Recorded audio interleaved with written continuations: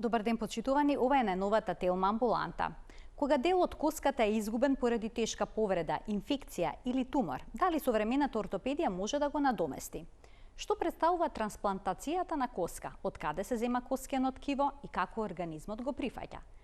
За една од поголемите реконструктивни процедури во ортопедијата, која на многу пациенти им овозможува повторно да се движат и да го вратат квалитетот на животот. Денеска разговараме со доцент доктор Антонио Гавриловски, ортопедски хирург. Останете на Телма, а при крајот на денешната Телма амбуланта вклучете си со прашање.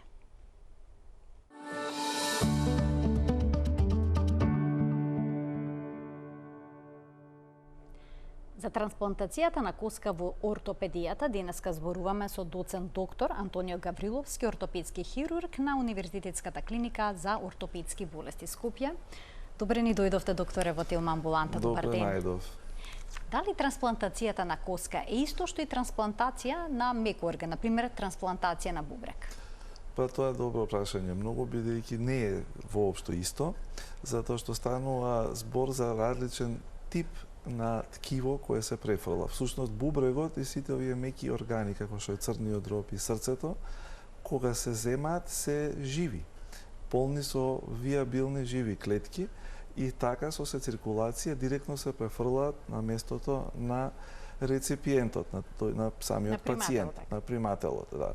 Додека коскеното ткиво всушност е мртво. Практички кога правиме така наречена експлантација на коскено ткиво од кадавер, ние како екипа настапуваме последниот кој ќе се, да речем, земат органите, мекоткиновите органи и на крајот нели срцето прекинува циркулацијата сосема во организмот и како мртво ткиво го земаме коскеното за во нашата коскена банка. Иако малку поретко постои и друг тип на трансплантација на коска, која се зима со околното мускулно ткиво и крвните садови за коската, каде што е всушност жива коска, живо коскено ткиво, меѓутоа тоа е резервирано само за така наречена автотрансплантација, односно таков тип на графт може да се постави кај истиот пациент. Од едно место се зема, па се префрла на друго место и така се создава, да речем, можност за жив тип на коска, жив тип на, како да кажам, трансплант, кој што се вградува кај пациентот. Сите овие видови на трансплантација детално ќе ги појасните во текот на емисијата, а сега ќе започнеме со причините кои што доведуваат до потреба за трансплантација на коска. Дали обично скршениците се оние кои што доведуваат до ваква потреба или пак коскеното ткиво може да се загуби од некои други причини и болести? Всушност, скршениците се најретката причина каде што е потребно да се прави трансплантација на коскено ткиво. Многу почесто се употребува кај други состојби и болести, каде што имаме големи коскени дефицити, коскени губитоци. Многу често се случува кај коскените тумори, каде што е потребно да се отстрани поголем дел од самото коскено ткиво за заболеното коскено ткиво со туморот, па дури и до здраво коскено ткиво, каде што е потребно потоа да се замести повторно со коскено ткиво. Може да се случи кај инфицирана коска, каде што исто така голем дел, големи партии од коскеното ткиво треба да се отстранат за да се излекува коската, па потоа тој дефект да се надомести. Кај некои вродени аномалии, каде што е потребно исто така се направи трансплант, каде што е потребна некаква корекција да се направи заради деформитет кој што постои, а секако дел од тоа се искршениците, како што спомнавте, каде што понекогаш е потребно да се надополни коска за да би искршеницата успешно зараснала, за да може да функционира пациентот. Ги споменавте туморите, дали ке пациенти со малигни болести може да се направи ваков тип на трансплантација? Да, всушност еден најголемиот сегмент за пациенти кои што имаат тумор се станува збор за тие што имаат малигни тип на коскен тумор, каде што тој се отстранува и може да се надокнади или со вештачки материјали, ендопротетска замена, например, односно буквално метални субститути, или со коскен трансплант, кога тоа го дозволува состојбата, за да се надомести тој дефект што ќе настане. Колкав треба да биде дефектот на коската за да има потреба од трансплантација на коска? Па, дефектот кој што е потребен за да имат некаков трансплант во смисла на тоа да не се намали должината на екстремитетот, да речем најчесто на долните екстремитети, каде што должината е многу важна заради оптеретувањето, нели, одењето, трчањето, нели, секојдневно и пренесувањето на телесната тежина на зглобовите. Се препорачува всушност каде што ќе се постигнат дефекти што се поголеми од 2 сантиметри, а е возможно да се направи со трансплантација, иако нема стриктна, да речем, граница за такво нешто, меѓутоа нееднаквост во должината до 2 сантиметри практички е некако акцептибилна и толерабилна во смисол на пациентите и нивното секојдневно функционирање. Може ли една обична кршеница која што не се лекувала правилно да доведе до потреба за трансплантација на коска? Може било која скршеница да доведе до потреба некаква за трансплантација во случај ако не дојде до зараснување на скршеницата. И тоа многу долго трае и потоа е потребно да се отстрани голем дел од таа коска која што не е, како да кажам, соодветно виабилна, па тоа да се надомести со трансплант кој што ќе даде структурна стабилност една и можност да зарасне коската во незината на нормална анатомска позиција. Така, коската има моќ за регенерација, да се обновува. Да. Обично за колку време треба да зарасне коската? Па коската е всушност, коскеното ткиво е всушност единственото ткиво во човечкиот организам што зараснува без лузна. Секаде се било кое ткиво и идеално анатомски да е споено, тоа зараснува измеѓу со лузна. За разлика од коскеното ткиво, кое што ако е анатомски споено, и е во, нели, здрав организам, физиолошки здрав, тогаш зараснува со нормално коскено ткиво без лузна. Така што тоа е една огромна регенеративна моќ на самото коскено ткиво, кое што е всушност искористена и при трансплантацијата на коска, каде ние трансплантот кога го ставаме, ја потикнуваме всушност регенеративната моќ на самото коскено ткиво за тоа да може да се поврзи, да се возобнови врз трансплантатот кој што го земаме од донорот, односно од местото на донорот. Значи таа коска која што ќе се трансплантира, служи како некој скелет, така? Тоа служи како скелет, практички, структурен скелет, структурна поддршка на сите, да речем, структури кои што се над, под, околу коскеното ткиво и потоа со тек на времето доаѓа до, нели, постојат различни фази после таа трансплантација што се случува во самиот организам. Во првата фаза всушност е она рентгенграфски што го следиме ние сите, дали е зараснало, дали се вградило, народски кажано, коската со постоечката од домаќинот коска. Тоа е всушност првите 2 месеци, 2 до 3 месеци што се случува првичната стабилизација.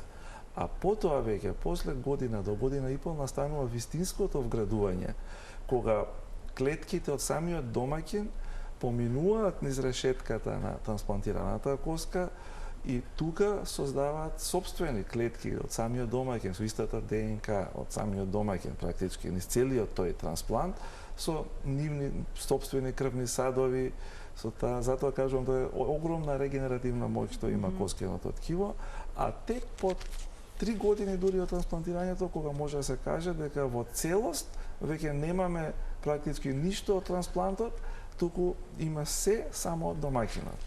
Значи организмот си создава собствена коска, а трансплантираната ќе се ресорбира? Се разградува. Да, и на нејзината основа се создава од домаќинот коска. Колку време треба да чекате? Да речеме, коската не зараснува или има некој голем дефект. Колку време ќе чекате пред да се одлучите да предете кон трансплантирање на коска? Во смисла на скршеница и чекање дали таа скршеница ќе зарасне, по некои си критериуми е 9 месеци се чека дали таа скршеница ќе дојде до зараснување. Меѓутоа некогаш се знае многу порано и по 3 до 6 месеци дека перспективно не се очекува никакво зараснување, дека е потребно хируршки да се интервенира и тогаш да се употребат сите методи што се на располагање како би се овозможило зараснување на коската. Но кога има тумори и инфекции на коска, тогаш што побрзо се е интервенира. потребно тоа да се интервенира. Да. Како реагираат пациентите кои ќе им се спомене трансплантација на коска? Па прво прашуваат од каде. Дали тоа е од друг човек или од самиот себе или пак вештачки коски, вештачки материјали.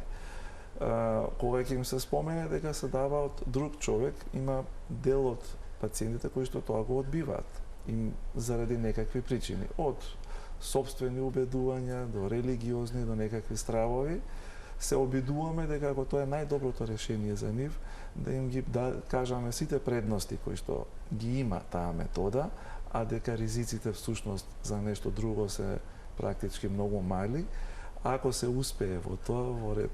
А тоа е едното прашање, другото прашање дали бидејќи имаат сепак во денешно време познавање луѓето во однос на трансплантацијата и на другите органи, знаат дека после трансплантирање на бубрек, после трансплантирање на црн дроб, нели, дека цел живот потоа треба да примаат соодветна терапија. Па следното прашање е тоа, дали ќе треба да примаат некаква терапија во смисла на тоа што ќе им се вгради од друг човек коска, а во случајот на коска не треба да се прима. Дури ни на почетокот? Ни на почетокот не треба да се прима, и бидејќи тоа не е дека не постои домаќин и дарител реакција измеѓу трансплантот, нели, и донор, реципиентот, примателот, меѓутоа таа е многу блага, многу умерена и нема потреба да се зима имуносупресивна терапија за имунитетот на домаќинот да се оневозможи да го одбие, условно кажано, да го одбие трансплантатот. Доколку коската е од донор, дали се прави некакво испитување во смисол на совпаѓање? Како за другите органи? За другите органи, значи не се прават такви испитувања, туку се прават испитувања само во смисол на безбедност, во смисол на дали може да се пренесат некакви вируси, бактерии, инфекции и во тој смисол некакви состојби, а се обработува на посебен начин коскеното ткиво кој ќе се извади, како би се избегнала таа реакција која што би можело да има, односно би се довела до минимално нешто, минимален степен, затоа што има неколку методи, плюс потоа замрзнување во банката на ткива, односно во коскената банка.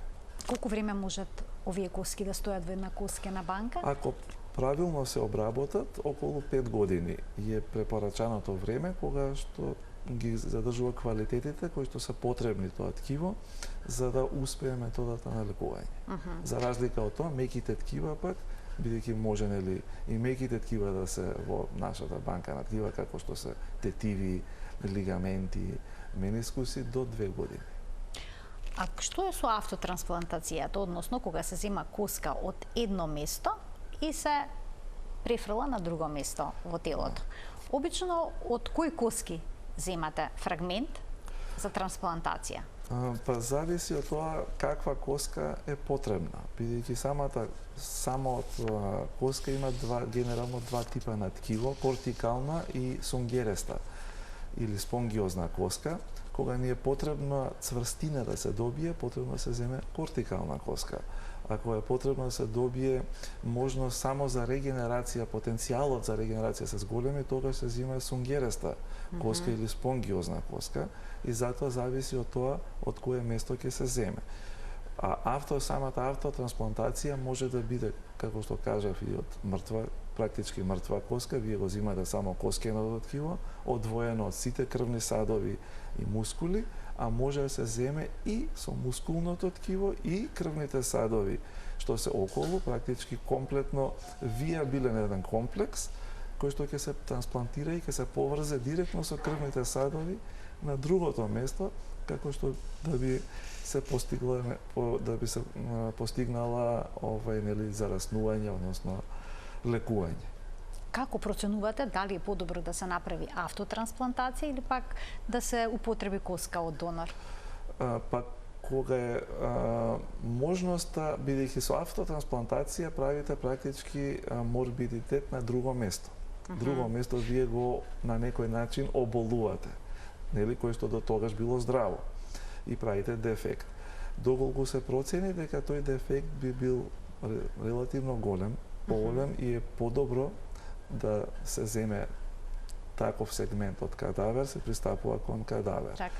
Меѓутоа, доколку тој дефект е минимален, некој тогаш секако е подобро да се земе автотрансплантат отколку од кадавер. Дали тоа значи дека земањето коска за трансплантација од пациентот може да остави последици, на пример болка на тоа место? Да, секако, затоа кажувам, тоа сепак нели хируршка интервенција на друго место од каде што е предмет самото оперативно лекување за кое што дошол првично. И затоа е у суштина на вагање да не се направи коморбидитет некој друг кој што би придонел повторно или за полош резултат или отежнување. Меѓутоа, некогаш кога е тоа навистина изводливо, подобро да се земе автотрансплантат. Пациентите зашто се обично порасположени? Порасположени се за собствена коска. За автотрансплантација. Да. А дали има некои синтетички материјали, биоматеријали кои што исто така се користат во овој процес? Постојат синтетички добиени условно кажано коски. Тоа не се коски кои што се во формата на коската, туку само фрагменти со одредени димензии кои што дозволуваат имплантирање во организмот за да се надоместат одредени дефекти и со тоа да постигнат повторно, ќе кажам, на коскена ремоделација од сопствениот организам, да овозможат една регенерација за да самото коскено ткиво успее да создаде сопствена коскено ткиво, кое што е секогаш со најдобар квалитет. Дали овие материјали се разградуваат сами од себе или пак остануваат трајно во коската на пациентот? Се разградуваат, затоа што и тоа всушност служи исто така како структурна решетка на кое што ќе се овозможи, ќе дадат едно остеоиндуктивно дејство, каде што коскеното ткиво ќе почне да создава сопствено. Како изгледа операцијата, хируршкиот зафат? Дали е сложен? Секако дека секаде каде што е потребно да се направи трансплантација на коска, хируршкиот зафат е посложен отколку каде што не треба. Особено каде што станува збор за големи коскени дефицити, каде што е потребно многу прецизно хируршко планирање на самата интервенција, правење на неколку планови, сценарија, што и како може да дојде во каков случај што да се прави и така да се постапува по планот, бидејќи особено кај, како пак ќе кажам, поголемите коскени реконструкции, каде што е потребно по можеби 10 и над 10 сантиметри во должина да се земе коскено ткиво за тоа да се надокнади и надогради. Коската која што ја вградувате треба да ја моделирате пред да се затврти? Вообичаено, ако се зема нели од коскена банка, од она кадаверична трансплантација, бидејќи прецизно се мерат сите транспланти кои што веќе се складирани, во сите димензии се мерат и знаеме точно што имаме на располагање спрема нели соодветниот пациент, бидејќи имате пациенти за наразлични возрасти и големини. И таков трансплант се бира што е поблиску до анатомијата која што има пациентот. Меѓутоа и покрај тоа некогаш потребно да се обработи додатно како би била и што по-идеална и по-анатомска формата да се надокнади на тоа место.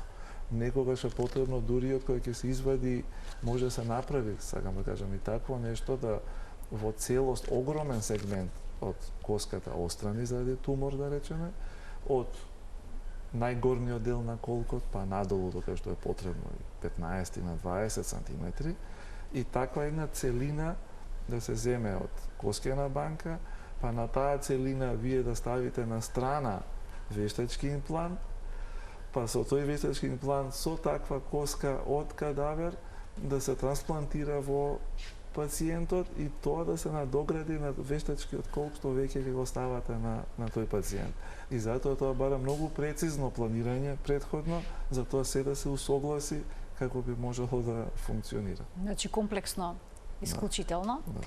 Од што зависи? Еве, се си испланирало како што треба успешен на хируршкиот зафат. Од што потоа зависи успешноста во закрепнувањето? Ја споменавте возраста. Дали кај сите пациенти може да се изведе трансплантација на коска? Што е со децата или пак кај старите, кај возрастните лица? Всушност, возрастен лимит некој не постои. Може тоа да се изведе и кај деца во раст, значи организам во раст, и кај возрастни, многу возрастни пациенти. И потребно е, за да знаеме однапред, освен овој технички момент, самата оперативна интервенција која што треба да биде навистина прецизно изведена и технички исправно изведена, потребен е биолошкиот момент.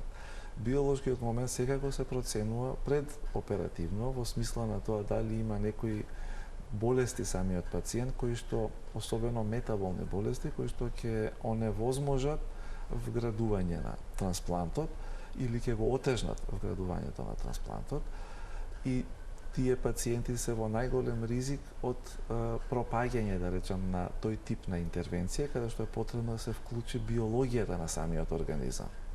И затоа кај тие пациенти се подобро е да се вградат само вештачки материјали, отколку да се очекува некаква регенерација. Кои се тие метаболни болести? Диабетесот? Диабетесот е една од тие, меѓутоа не е клучна, да речем, некоја контраиндикација, бидејќи особено добро контролираниот диабетес повеќе е во смисла на тешки хормонални некои пореметувања, во смисла на пореметувања каде што се случува активно губење на коскена маса кај самиот организам, кај хронични бубрежни инсуфициенции, кај пациенти што се на диализа, каде што практички имате континуирано губење на коскена маса собствена, и таму е многу тешко да се надокнади тоа самиот организам да се стимулира за да надокнади нова, да создаде нова коска. А што е со пациентите кои што имаат остеопороза? Повеќето возрастни жени, па и мажи се соочуваат со еден ваков проблем, со порозност на коската. Може ли кај нив да се очекува трансплантацијата на коска да биде успешна, односно коската да успее со процесот на регенерација да го надокнади? Да, може, апсолутно, бидејќи токму и кај тој тип на пациенти вообичаено, кога се изведува, да речем, рутински процедури, како што е имплантирање на вештачки колк, да кажеме, стандарден вештачки колк, каде што ќе се увиди дека има навистина некоја послабо коскено ткиво во смисла на остеопоротично коскено ткиво, може да се појача со трансплантација на особено на тоа сунгересто, односно спонгиозно коскено ткиво. Тоа е внатрешното ткиво, всушност. Да, тој вториот слој, како да кажам. А постои ли ризик трансплантираната коска, трансплантираното ткиво, организмот да не го прифати, односно да не започне процес на регенерација? Па, постои, да, постои, не во смисол да не го прифати, да го одбие, како што е, да речем, типичниот механизам на одбивање на ткиво, како што се случува кај трансплантирање на бубрек или црндроб, туку всушност да не дојде до зараснување, ако станува збор за скршеница, до попуштање на коскениот трансплант, пукање, кршење на коскениот трансплант и некои други компликации како што може да се јават, плюс инфекција може да се јави иако е коскен трансплант, и таму може да се јави повторна инфекција. Така што можни се компликации секако и со таа процедура. Што можат пациентите да направат за да го забрзат закрпнувањето, опоравувањето? За да го забрзаат е практички невозможно. Меѓутоа, како може да го помогнат тоа правилно да се одвива и навремено да се одвива е нешто сосема друго. А тоа е дека во моментот, од моментот кога се решиле за таков тип на интервенција, треба да престанат да пушат. Да ги остават цигарите? Да. Значи тоа е неопходно? Тоа е неопходно и за раснување на обична хируршка рана, а камоли за некоја вака покомплексна процедура. Ако станува збор за неконтролиран диабетес или Само ќе се задржам уште малку на пушењето. Се откажуваат пациентите?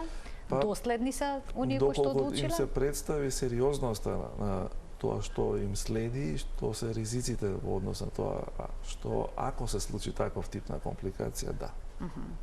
Добро, значи се буди свесноста и се носи одлука да се остават. Да. Потоа споменавте дијабетесот дека треба да биде контролиран. Да, контролиран апсолутно, за да исто така за раснувањето од меките ткива, па секако и коскеното ткиво биде успешно и навремено. Пред се, нели тоа бараме што побрзо да биде, односно навремено да биде. Но не може побрзо, споменавте дека За жал не може побрзо, бидејќи биологијата е таа, за точно одреден број денови се создаваат тие клетки, не можеме ние да реагираме тие клетки побрзо да се создадат од самите крвни елементи, што се вика, па понатаму до сите други клетки. А се препорачува ли земање на калциум, пиење можеби повеќе на млеко или пак некој витамин Д, нешто што влие на процесот на цврстината на коските? Да, се препорачува доколку за тоа постои дефицит во смисла на калциум и витамин Д.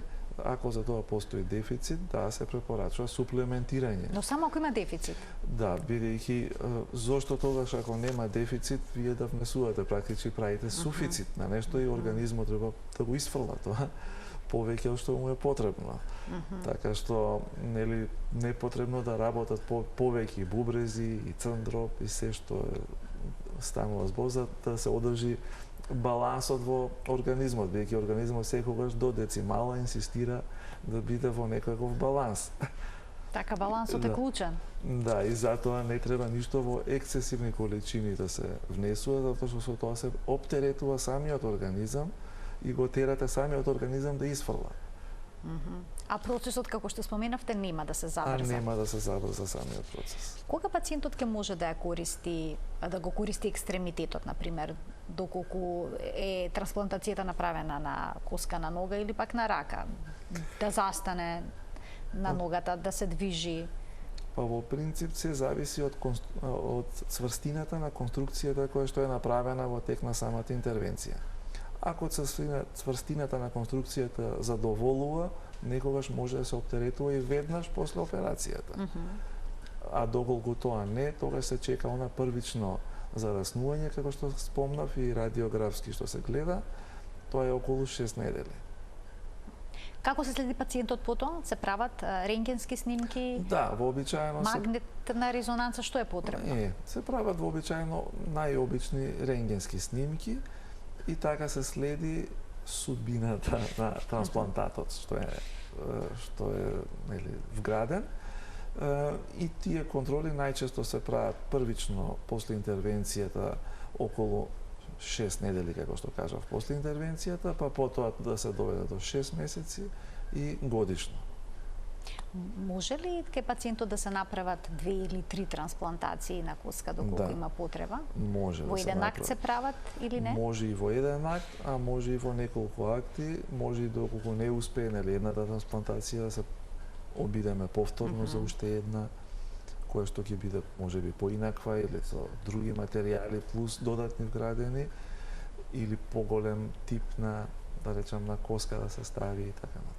Ќе ги вклучиме и гледачите од тој момент? И некогаш може да се даде шанса и со стимулирање на со така наречени матични клетки да се овозможи следно прашање за матичните клетки на коската, да се комбинираат значи двете методи, каде што се дава шанса на структурниот графт кој го ставаме од трансплантот, а потенциран со така наречени стем клетки, матични клетки, за да тоа се овозможи да биде, да речам, во поголема количина, да се мобилизира домаќинот, организмот на домаќинот, за да тоа коскено ткиво се создаде ново коскено ткиво. Доктор, само да ги поканиме гледачите, од тој момент почитувани емисијата е контактна. Матичните клетки од каде се земаат и каде се аплицираат? Матичните клетки најчесто се земаат од коскената срцевина на самиот пациент. Добра. Во посебен апарат се обработуваат и стриктно одредена количина се аплицира на местото што е потребно. Значи, тоа е, да речам, прилично контролирани услови, каде што ги знаеме и виабилноста на матичните клетки, во каков процент е, кој тип на матични клетки постојат и на таков начин сме сигурни во некаква, условно кажано, стандардизација на примерокот кој што го ставаме, го аплицираме за да може да има некаков ефект. Кон што се движи науката Можно ли е наскоро во лабораториски услови да се создаде нова коска, идентична со на пациентот, па да се имплантира или трансплантира? Се уште е далеку од такво нешто. Науката е далеку од такво нешто. Да се создаде вистински биолошки активна коска, која што ќе му се вгради и анатомски то исто да изгледа, која што ќе му се вгради на пациентот во лабораторија. Так, значи се уште тоа далеко, а се работи на некои нови принципи, на нешто ново во однос на оваа проблематика? Па се работи, секако дека се работи на секакви полиња, и во однос на коскиното, и во однос на раскавичното ткиво, така да се работи. Колку често правите вакви операции на универзитетската клиника? Па да ви кажам дека за ортопедија релативно често се изведуваат такви зафати? Па во неделата сигурно се изведува некоја трансплантација, која што не мора да е од кадаверична трансплантација, како што кажав, може да е автотрансплантација, може да е од нашата друга коскина банка што ја поседуваме, меѓутоа сигурно во неделата се изведува некаков тип на коскина трансплантација. Што ако не се надомести на време изгубеното коскено ткиво? Ако не се надомести на време, тој дефект најчесто останува дефект. И во зависност од тоа каде се наоѓа, такви потешкоти ќе прави на самиот пациент. Дали тој нема да може да оптеретува, дали ќе има скратување на екстремитетот, дали ќе има намален обем на движење, дали ќе има комбинација од сите овие работи, се зависи од тоа нели каде и колкав е дефектот. Доколку се чекало подолго време, дали сепак постои можност да се изведе еден ваков зафат? Да, може да се изведе и ние сме извеле ваков зафат и по 20-30 години, да речем, од постоење на таков дефект. Колку често пациентите се буваат предоцна, чекајќи ве, можеби и цела деценија, поради страв, да речеме? Некои не биле ни информирани воопшто дека е возможно нешто да се поправи за нивната состојба, бидејќи едноставно се навикнале на таков живот веќе 20-30 години и сметале дека тоа е нешто кое што веќе не може да се поправи, нели? Таква е состојбата практички, дефинитивна и тоа е тоа. Меѓутоа, ако им се види дека има шанса за такво нешто и дека да им се подобри квалитетот на живот, секако дека може. Што е со пациентите што примаат хемотерапија? Дали во тој момент може да се изведуваат вакви зафати? Па, вообичаено или имунотерапија? Тие што примаат хемотерапија, нели ако се лекуваат заради некаква малигна болест, а ако е пред се таа малигна болест на коскеното ткиво, во најново време се советува првин да се дава таа онколошка хематотерапија, онколошката терапија, хемотерапијата, како би можело да се редуцира малигниот тумор и потоа се пристапи кон хируршка интервенција. Значи не е контраиндикација самата хемотерапија, не е контраиндикација имунотерапија, односно така наречена биолошка терапија за различни ревматолошки болести. И тоа не е контраиндикација да се изведе овој тип на интервенција. Дури ни имуномодулаторска терапија некоја која што постои, исто и тоа не е контраиндикација да се изведе за овој тип интервенција. А дали самото зараснување потоа на коската можеби би било подолготрено заради ваквиот тип на терапија? Тоа е можно да биде подолго, меѓутоа најважно од се бидејќи самата хируршка интервенција представува стрес, напад на организмот. И тој напад на организмот може да доведе до влошување на основната болест што ја поседуваат, заради која примале таков тип на терапија пациентите, и заради тоа може да дојде и до, да речем, пролонгирано зараснување и санирање на состојбата, меѓутоа сето тоа се одвива во контролирани услови, како да кажам, и треба постојано да се балансира, што да се додаде, што да се одземе, како би имале оптимален резултат кај пациентот. А доколку дефектот на коската е резултат на некоја инфекција, дали таа мора да биде целосно најнапред излекувана, па потоа да се пристапи? Па, вообичаено, кога е такво нешто потребно е хируршки да се отстрани инфицираната коска. Во целиот сегмент што е инфицирана.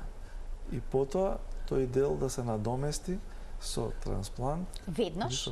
Да, може и веднаш. Значи нема потреба да се чека, да се смири Па ако вие сте ја ирадицирале инфекцијата со отстранување, физичко отстранување на се што е од инфицирано ткиво, нема зошто да се чека. Така, тогаш се пристапува веднаш. Имаме гледач, ке му дадеме предност. Добар ден. Добар ден. Повелете во програма сте.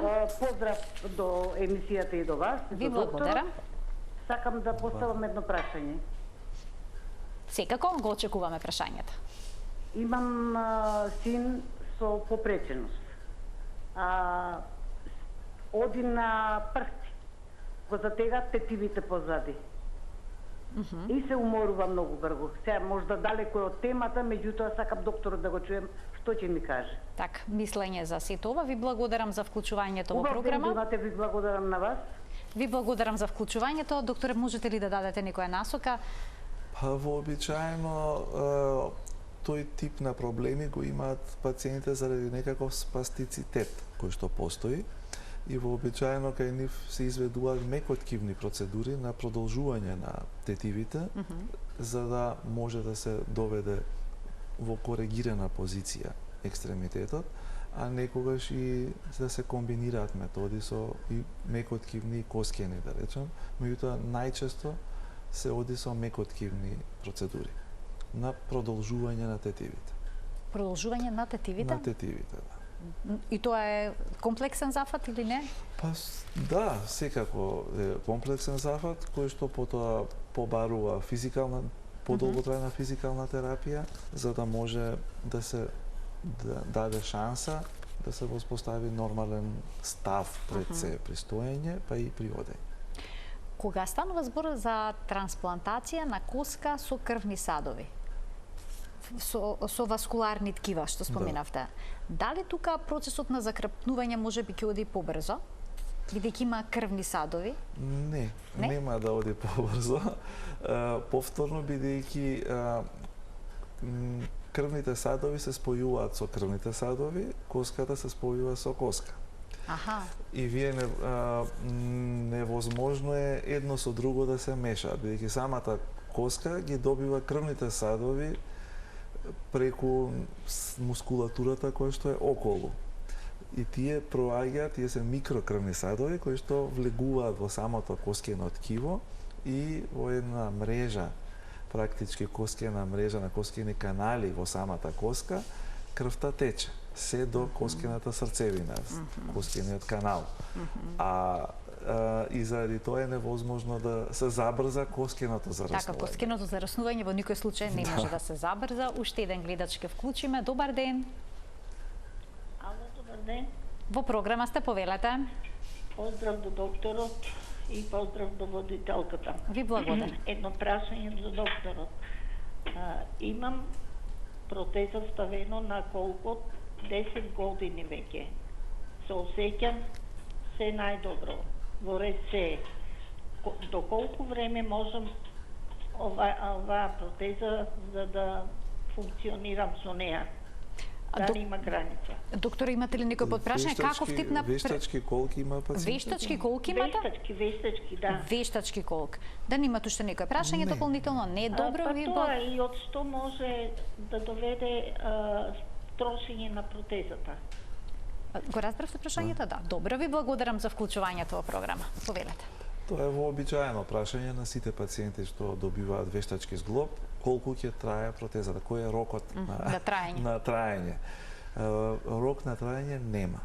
Особено во последно време со најновите материјали кои што се употребуваат, практички ако се постави технички се изведи интервенцијата како што треба, дека имплантот нема соодветен рок на траење, вообичаено може да кажеме дека минимум 20 години би требало да биде минимум некој, каде што би траел тој имплант, доколку пак ќе кажам технички се изведено како што треба и не дошло до некаква доцна компликација, како што е например инфекција, која што може се случи по 10 години, по 12-15 години од интервенцијата.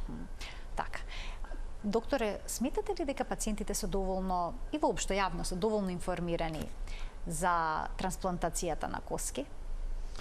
Во ортопедијата конкретно? Па не се доволно информирани. секогаш е потребно се повеќе информации да добиваат. Многу медицински лица не се доволно информирани исто така и е потребно постојано нагласување и да речам некои акции, односно програми за зголемување на свесноста, како за самото органодарителство, како и за бенефитите од што се од овие постапки, од мекоткивните органи, како што кажав, и косткивното ткиво.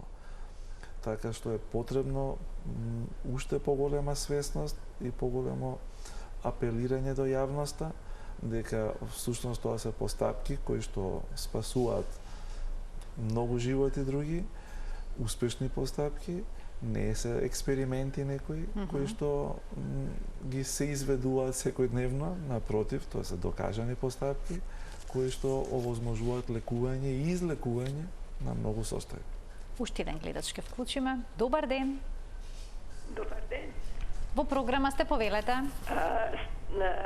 Сакам да го прашам докторот, сопругот му е скршена раката над лактото десната и никако не може да се зарасти, а не може операција да се направи од и тромбоцитите, крвта му е слаба.